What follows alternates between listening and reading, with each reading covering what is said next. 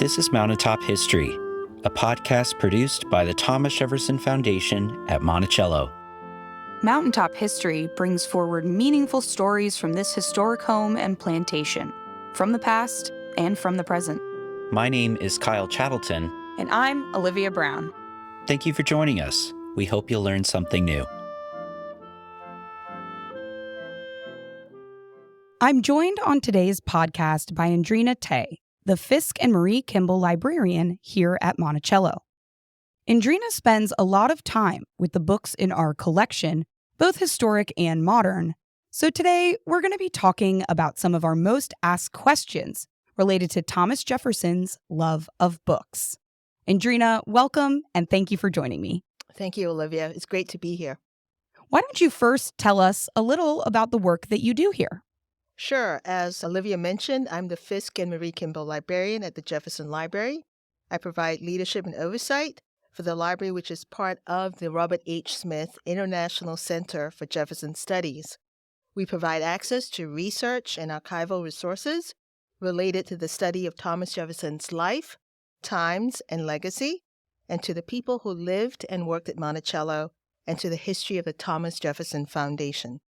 Since 2004, as Olivia has alluded to, I've also worked on a long-term project to build a comprehensive database of all the books we know Thomas Jefferson owned, read, sought to acquire, or recommended to others over his lifetime. And what a path of discovery and adventure it's been ever since. Considering that's almost 20 years of doing it, I feel like there's a lot of information in there, right? Quite a bit. So let's start with the basics and a bit of background. Can you describe a little about the books Jefferson owned throughout his life and maybe what type of books they were? Sure. So to begin with, I'll say Jefferson declared books and wine as a necessary of life. To this point, I should say, too, that Jefferson in 1809 called scented hair powder almost a necessary of life for him. And then in 1810, he called salad oil a necessary of life. So some interesting Jefferson trivia there for Jefferson fans. So Jefferson was a self-described bibliomaniac, and he had a voracious appetite for reading. He relied on his books as his chief source of information and inspiration and practical knowledge. He called reading, quote, my greatest of all amusements, end quote. James Madison called Jefferson a walking library and one of the most learned men of his age. So like many children of wealthy Virginia planters, Jefferson was classically educated from a young age, and he was schooled in Latin and Greek. It was during these formative years that he developed his lifelong love for classical literature, poetry, history, mathematics, and geography. He attended the College of William and Mary in Williamsburg, Virginia, and came under the tutelage of William Small, who tutored Jefferson in the latest developments in science and mathematics, ethics and natural law, and the works of Enlightenment thinkers and empiricists like Isaac Newton, Francis Bacon, and John Locke. He went on to read law under his mentor and law professor and jurist, George Wythe, in Williamsburg. Wythe's library of legal and political treatises and classical works were doubtless very familiar to Jefferson. And when Wythe prematurely died in 1806, believed to be from arsenic poisoning at the hands of Wythe's ne'er-do-well great-nephew, Jefferson received Wythe's library as a bequest from his, quote, most affectionate friend through life. According to his granddaughter, Ellen Wales Randolph Coolidge, books were, quote, at all times his chosen companions. In his old age, they offered an escape and a means to dwell on and articulate his hopes and ideals for the future. Books were a source of delight and distraction from the harsh realities of life and, quote, the weariness of old age, end quote. He wrote to John Adams in 1818, quote, losing daily all interest in the things around us, something else is necessary to fill the void. With me, it is reading, which occupies the mind without the labor of producing ideas from my own stock, end quote. The solace he experienced and found in reading, he endeavored to inculcate in his white children and grandchildren. He took pride in their forming reading habits that he knew would set them on a solid footing and foundation in life. His granddaughter, Virginia Randolph Triss, recalled, quote, "In the evenings at Monticello, when the candles were brought, all was quiet immediately, for he took up his book to read, and generally we followed his example and took a book, and I have seen him raise his eyes from his own book and look round on the little circle of readers and smile and make some remark to Mamma about it." As a man of the Enlightenment, to open a book was an act of enlightenment. Jefferson believed that education was key in a free and democratic society. He believed in the importance of an informed citizenry in order for democracy to function and to thrive. The University of Virginia that he founded late in life was built upon, quote, "the illimitable freedom of the human mind. For here we are not afraid to follow truth wherever it may lead, nor to tolerate any error so long as reason is left free to combat it," end quote. It is important to state and to note that the citizenry at this time referred to by Jefferson excluded the enslaved men, women, and children that he kept in bondage at Monticello and at Poplar Forest under the institution of chattel slavery. Today, institutions of higher learning, like the University of Virginia, cultural and educational institutions like public libraries, play a vital role in supporting lifelong learning by providing access to knowledge and providing a forum for the free interchange of ideas in a society built upon a set of ideas and ideals. As institutions of trust, libraries as purveyors and repositories of knowledge play a critical role in society and the freedom to read, and learned societies like the American Philosophical Society and subscription libraries such as the Library Company of Philadelphia did so during the contentious times Jefferson and other founders lived under. Jefferson owned 4 library collections in his lifetime. His first library of over 400 books, located at his birthplace and his first home at Shadwell, Virginia, was largely destroyed by a devastating fire that occurred on February 1st, 1770. It included 49 volumes inherited from his father and books he acquired as a student in Williamsburg, including his first architectural volume. Despite the disastrous loss, he lost no time in rebuilding his library at his new home on Monticello Mountain, which would become his largest. Within 3 years, by 1773, his collection grew to over 1,256 volumes.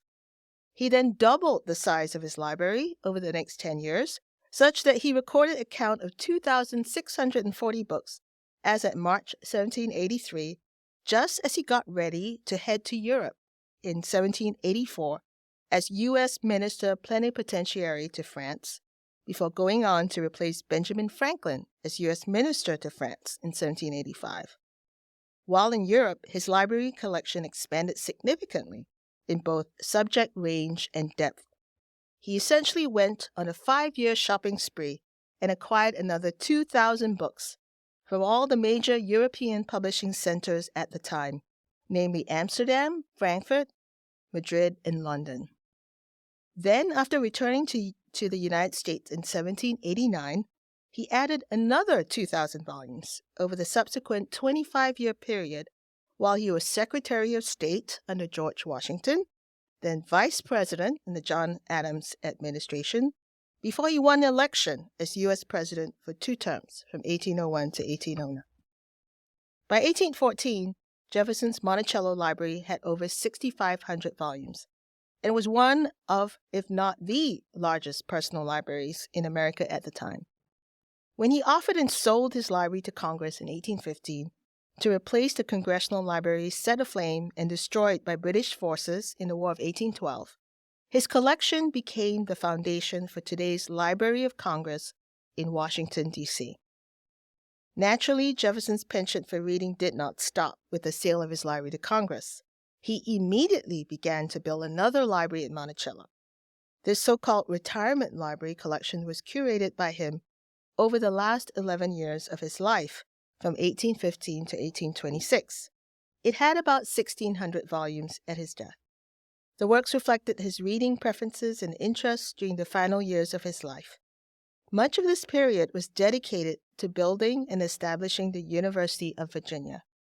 I argue in my research that while Jefferson only willed his library to the university in 1826, just before his death, he very likely already had UVA in mind as he made decisions early on between the years 1815 to 1819 on which books to reacquire, to repopulate the shelves at Monticello. Sadly, Jefferson's library bequest to the university was never realized. Jefferson died in debt, and in late February and early March 1829, his Monticello library was sold at auction in Washington, D.C., in an effort to settle his debts. I mention again a quote by Jefferson's granddaughter Ellen, who recalled, quote, "Books were at all times his chosen companions, and his acquaintance with many languages gave him great power of selection. He read Homer, Virgil, Dante, Corneille, Cervantes, as he read Shakespeare and Milton." End quote. Jefferson read 6 languages: English, French, Greek, Latin, Italian, and Spanish, and perhaps some Anglo-Saxon and German. He spoke 4 languages: English, French, Italian, and Latin. He also maintained in his library various dictionaries and grammars in other languages, such as Arabic, Gaelic, Welsh, Dutch, and others, including Native American vocabularies. So how did Jefferson organize his books? Jefferson kept meticulous book lists. In my research reconstructing Thomas Jefferson's libraries, I draw on Jefferson's book entries found in his surviving manuscript book lists and library catalogs. I work to tie these book entries to various primary sources. These sources include purchase records, sale catalogs, published bibliographies, and any reference to titles and descriptive clues found in Jefferson's extensive correspondence and account books that reference specific book titles, authors, or book-related subjects. The goal is to understand these works and their authors on a title-by-title basis, and what these meant to Jefferson and those in his circle, and how their ideas influenced him, or else reinforced his own beliefs. Jefferson utilized a subject classification system that he adapted from Francis Bacon's Advancement of Learning and Jean-Laurent d'Alembert's Classification of Human Knowledge as set out in Denis Diderot's Encyclopédie. He based it upon Bacon's, quote, faculties of the mind, end quote, namely memory, reason, and imagination, which correspond to history, philosophy, and fine arts. He then broke these divisions down further into 46 and later 44 chapters or subjects, reflecting his wide-ranging interests. As books arrived at Monticello, he incorporated them into his library by recording them in his manuscript catalog before placing them in their proper order on their designated shelves. Based upon a plan Jefferson recorded in a letter to educator and orator James Ogilvy in 1806, and clues we found in Jefferson's letters, we have been able to map out how we think Jefferson laid out his books in his private suite located in the southwest corner of the Monticello house.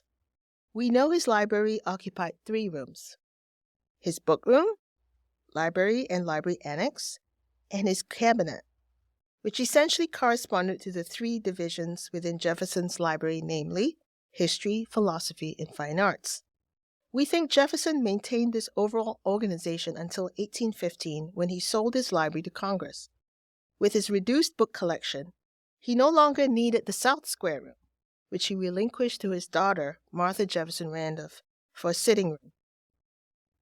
It sounds like Thomas Jefferson had the same reasons for wanting to read that many people have now, to gain knowledge, but also for enjoyment. Would you say that that is accurate to a little of what he writes about? Absolutely. I think it was both utilitarian as well as definitely for his own enjoyment.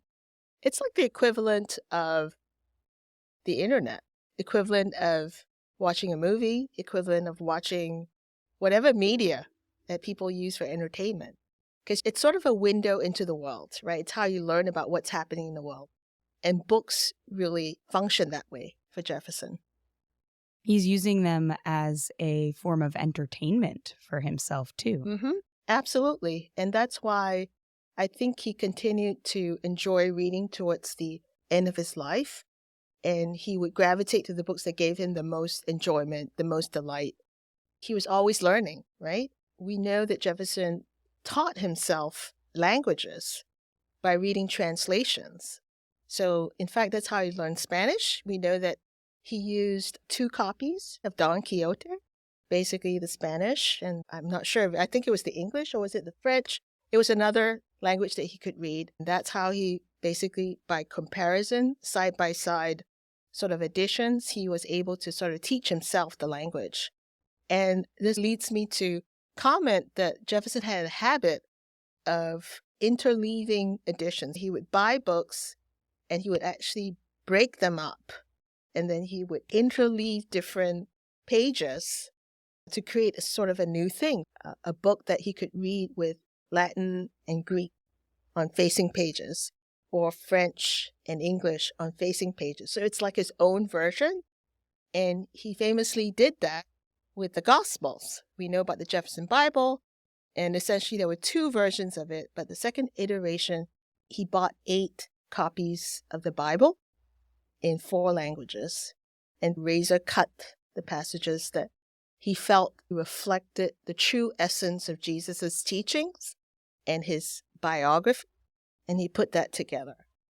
Those copies of Don Quixote, we actually do have some on display in the library at Monticello right now. That's correct. So if you're interested in seeing Jefferson's Don Quixote, always a time to come visit Monticello. Speaking of Jefferson enjoying the reading that he does, one question we do get asked so often here at Monticello is what Thomas Jefferson's favorite books were. Could you speak a little to if he had any favorites? Sure. Well, for someone who described himself as having a canine appetite for reading, Jefferson read a lot. So it's hard to do justice since we're forced within this limited discussion time to pick only a handful from among the 9,000 to 10,000 books we believe Jefferson owned in his lifetime. But if Jefferson had a top 10 list of favorite authors, I think it would have to include the Roman historian Tacitus, the Greek historian Thucydides, the ancient Greek poet Homer, the 3 great Greek tragedians, Aeschylus, Sophocles, and Euripides, Roman poets Virgil and Horace, English poet and playwright Shakespeare, English poet John Milton, and as we've already mentioned and alluded to, Spanish novelist and playwright Cervantes, among many others. And apart from the histories, plays, and poetry, Jefferson continued to engage himself with various scientific works, especially in physics, like Newton, and in mathematics and geometry, like Euclid. But if I had to pick just a couple of interesting ones, besides the ones I've already mentioned thus far, I would say Thomas Whately's Observations on Modern Gardening would be one of them. This was a title Jefferson likely acquired soon after it was published in London in 1770. This was the first comprehensive treatise on the principles of landscape gardening, with examples of some of the finest English landscape gardens described in detail. Jefferson carried this volume of Whately with him when he and John Adams embarked on a tour of English gardens in the spring of 1786. He found the accuracy of Whately's descriptions of the gardens he and Adams visited remarkable. He wrote, quote, "While his descriptions, in point of style, are models of perfect elegance and classical correctness, they are as remarkable for the exactness.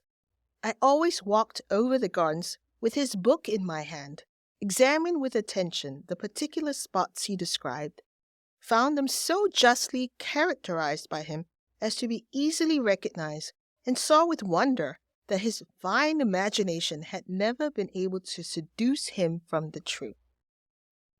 Another Jefferson, certainly Jefferson family favorite, are Shakespeare's plays.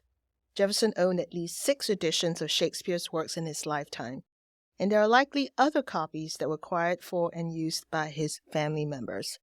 A number of these copies survive today, so it's really interesting to see that it's well used by the family members. Among the books that Jefferson was reading around the time of his death was Spanish philosopher Seneca. He wrote, quote, "Seneca is indeed a fine moralist, disfiguring his work at times with some stoicisms, in affecting too much of antithesis and point, yet giving us the whole a great deal of sound and practical morality." He particularly approved of the French edition, translated by Lagrange. He had both the Latin and the French editions on his reading table when he died on July 4th, 1826. Was Jefferson a marginator? Did he like to write in the margins of his books?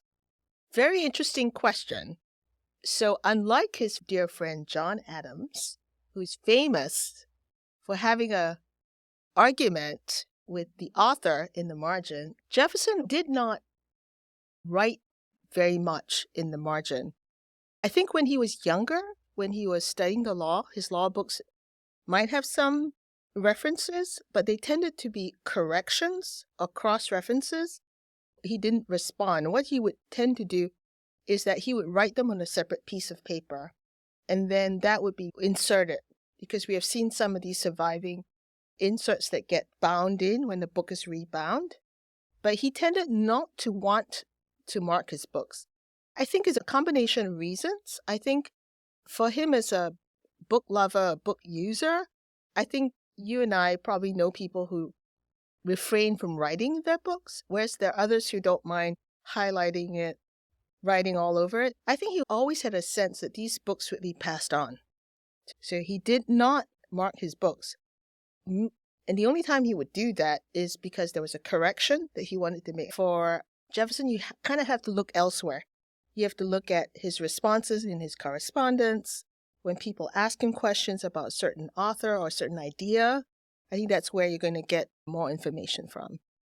I think a lot of what we've talked about, book lovers who are listening or maybe listening, are going to hear a lot of things that sound familiar to them. And some of the titles that you're mentioning are things that people still read, especially the classics. Now, if Jefferson were alive today, do you have any books you think he may enjoy? If he were alive today, I think I can see him being on the internet, keeping up with what's happening. He probably would just love the fact that he could access so many other books, because I think that's the beauty of the internet today. There's just so much material, so many books have been digitized and available on the internet. Whereas for him, each and every one of them, I mean, it was pretty costly.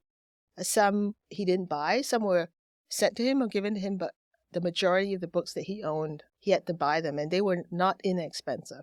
Yeah, a pretty costly commodity to have back then, with all the process that went into creating those books. Exactly, because they were handmade, hand-printed. And in fact, when Jefferson sold his library, he got just about $24,000 from Congress. And later, his family and his friends thought that it was easily worth double. It probably was worth at least $50,000. Wow. Jefferson will always go back to the classics, and we call them the classics for a reason. People still are reading them. That's right. They've stood the test of time. Well, Endrina, thank you so much for your time today, for your expertise.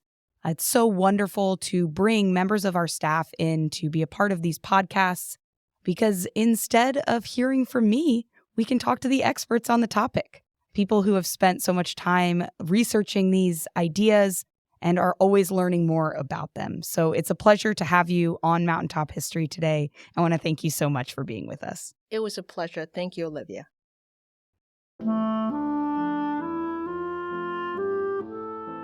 This has been another episode of Mountaintop History, a collaboration podcast between WTJU and the Thomas Jefferson Foundation. Join us for new episodes every 2 weeks on Apple and Google Podcasts, Stitcher, and the Virginia Audio Collective. To learn more about Monticello or to plan your next trip, visit us online at monticello.org.